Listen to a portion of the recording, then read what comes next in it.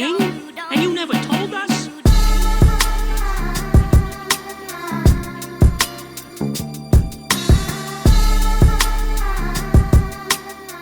What's up, guys? Welcome back to my channel. My name is Reese and I am super excited about today's video.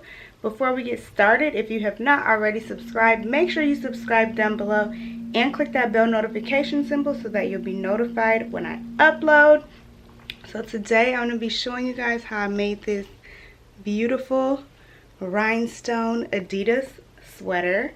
And I just got the hoodie from Walmart and I made the symbol out of some rhinestones. It's super ironic because I made a video very similar to this, which I will link down below, but I made it literally 2 years ago. Like, it was in November 2 years ago, and I just randomly got the urge to make another one, but you know, I had to be a little more extra. But anyway, if you haven't seen that video, I'll link that down below as well.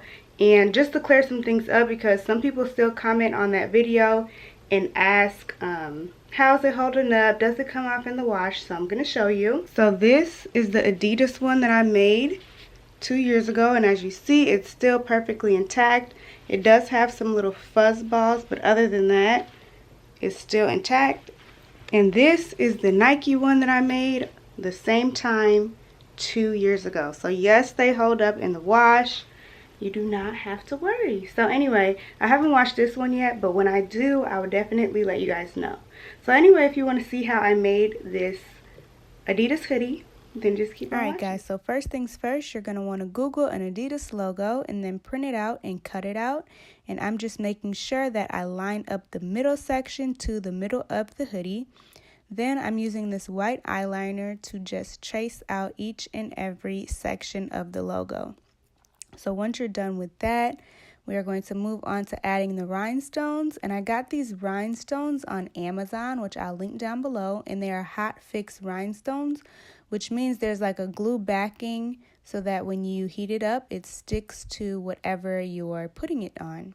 And so I'm just using this sucker that I dipped into candle wax to pick up the rhinestones easier and just put them all into the section. And once you're done with that, you just take a piece of fabric and put it on top and iron it down for about a minute and you should be good to go.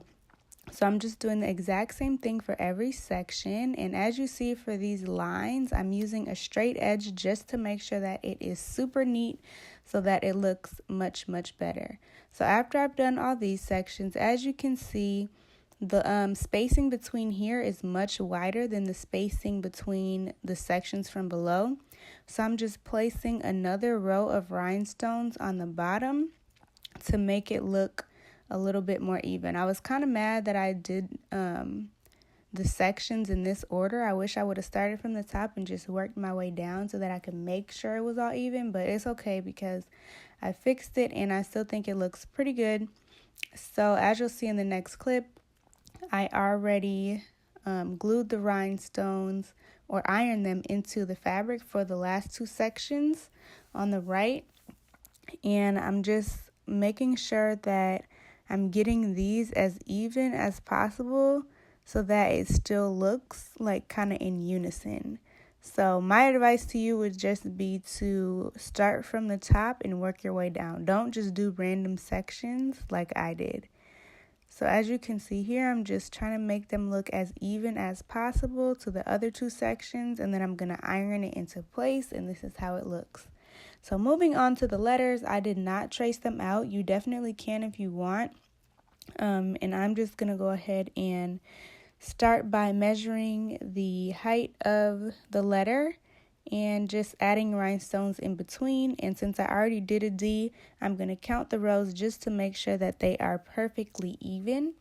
And so once I'm done with that, I'm going to use this straight edge envelope again just to make it look nice and neat. You guys, this whole thing took me about 4 hours, and I know that sounds long, but just put music on. It's so super therapeutic to just like place these rhinestones into like perfect little sections. Well, it's therapeutic for me at least. So put you some music on and take your time. So I definitely was also very careful and made sure that Not only was there the same amount of rhinestones like on the straight part of the D, but I also made sure that the top of the A and the D's met up. So like the little hump parts on top were perfectly even, and they were also even to the I.